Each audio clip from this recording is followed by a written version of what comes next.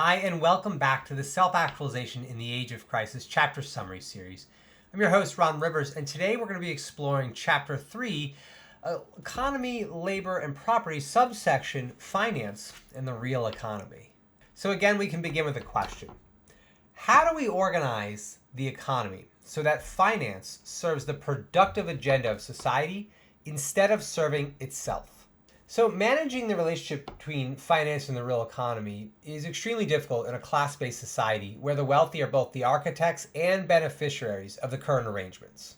Our financial arrangements support and proliferate a wide variety of financial schemes that funnel immense wealth to the top and then socialize losses, as evidenced by the past several crashes and the impending crash that's going to happen likely this year. In combination with our crisis of elective misrepresentation, our current financial system serves to periodically decimate the middle class so as to widen the gap between the haves and the have-nots. So when I say the real economy, what I mean by that is productive activity. So any form of work that contributes to the movement of goods, the production of ideas and services, the facilitation of direct services. I mean, it really encompasses the vast majority of work that occurs in the US and around the world today.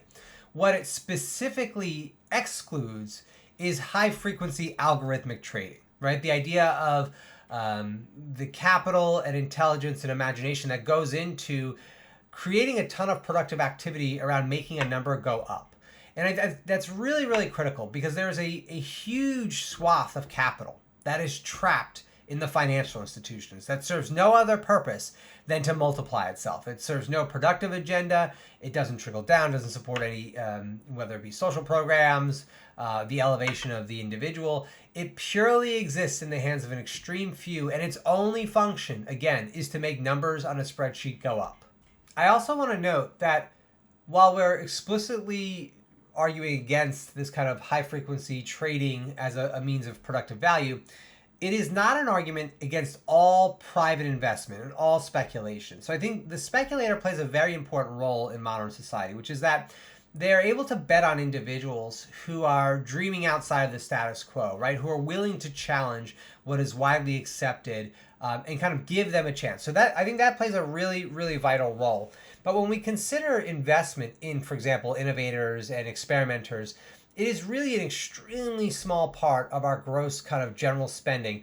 Venture capital is really popular, but it's an extremely small percentage of kind of total investment, by and large. So part of our argument about tying finance to the real economy is kind of trying to unlock this trapped abundance that's just sitting in these firms and doing nothing except making a very, very small amount of people more rich. Now, in the text, I dive a bit into modern monetary theory. I'm not really going to go into it today. But there's a wide body of research about the economics of federal government and how that could work. And really, to be candid, that works in a much different way than what the average individual truly understands. I think most commonly, right, we hear politicos talk about the federal government like a house, right? You have to balance your expenses versus your debts. That's not how the federal government works. All money is created at the point of contract. So what I mean by that is our banks, right, private organizations, literally create money when you go and sign a loan. So if you go take a loan out for $100,000, that $100,000 is created at the point of contract. It's just numbers on a balance sheet. So in many ways, the US and other governments have outsourced the financing and money management of their communities and their larger nation states to private firms whose intent is to profit. Ultimately, through the lens of the single truth in the relational universe and our spiritual systemic project of systemic actualization, binding finance to the real economy is really a direct path to kind of unleashing the abundance trapped in the world in our immediate present.